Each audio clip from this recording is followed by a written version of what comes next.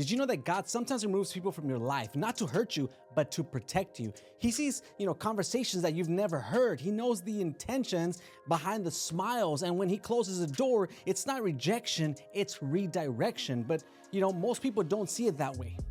Most people, they sit there in heartbreak, replaying every moment, questioning their worth, wondering what they did wrong.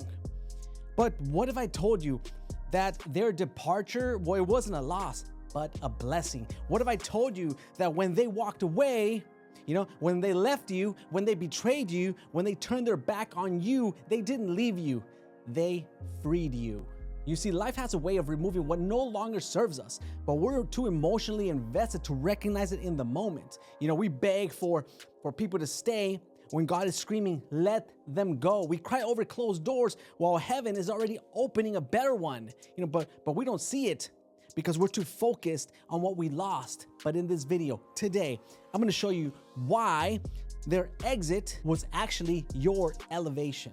But before we continue, if you want to know why you still find yourself heartbroken after a breakup, then make sure you watch this video right here after you finish watching this one.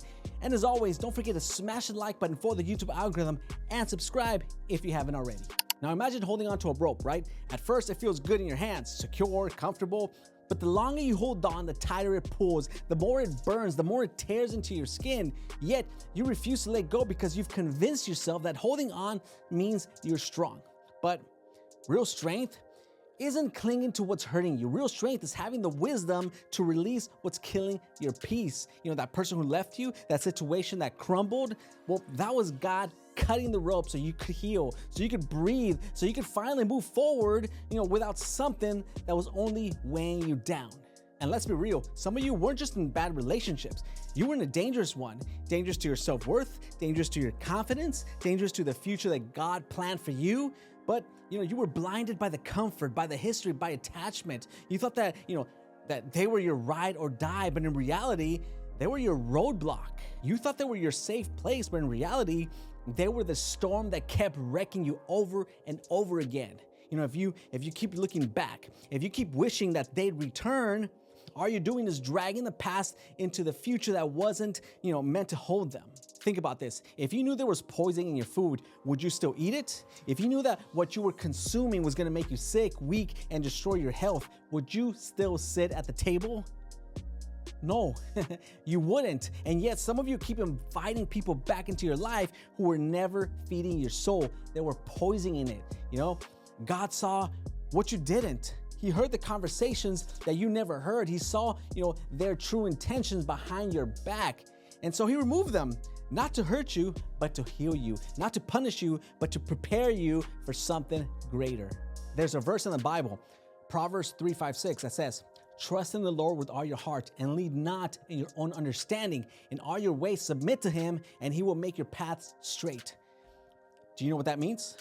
It means that you don't need to understand why they left. You don't need to know why they betrayed you. You just need to know that, to trust that God saw what you didn't. You need to trust that he is making your path straight, even when it feels like everything is falling apart. So stop chasing closure.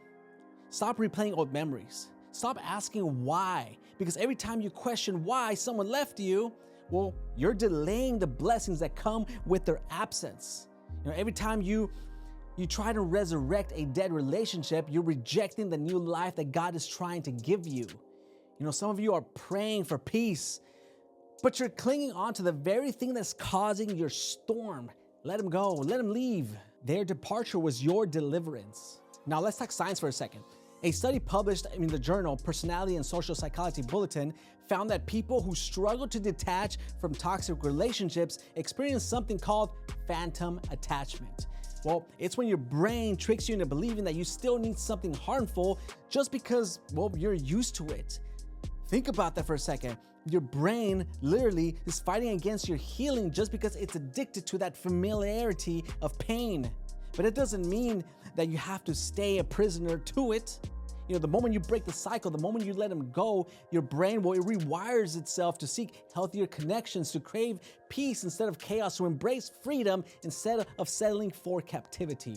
And here's the best part. You're gonna look back at this season of your life one day and realize that everything you lost was actually everything you never needed.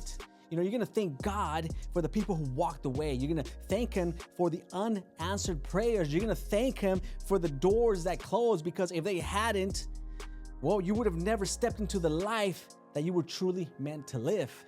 Now, let me leave you with one final analogy. Now, imagine walking into a dark, dusty room filled with old furniture, broken chairs, and shattered glass. It's cluttered, chaotic, and leaves no room for anything new. But, well, what happens when you clear it out? What happens when you throw away what's broken, remove what no longer serves a purpose? Well, suddenly there's space. Suddenly light can come in. Suddenly, the room is open for something beautiful to be, placed inside. Well, that's your life right now. God, well, it had to clear out the people who were taking the space in your heart, the ones who were broken, the ones who were toxic, the ones that, were only adding chaos, because only then could He bring in something better. So instead of mourning what left, start celebrating what's coming. Instead of looking back, start looking ahead. Instead of asking, well, why did they leave? Start declaring, thank God they did, because they didn't leave you. They freed you. If you got any value out of this video, then don't forget to smash the like button for the YouTube algorithm. Subscribe if you haven't already. And if you made it this far, drop a comment down below. Drop a comment, thank God they left. And well, that would let me know that you actually stayed to watch the whole entire video till the end. And one last thing, the YouTube algorithm also suggests that you probably like, one of these videos right here. So I'll catch you on one of those. Thanks for watching.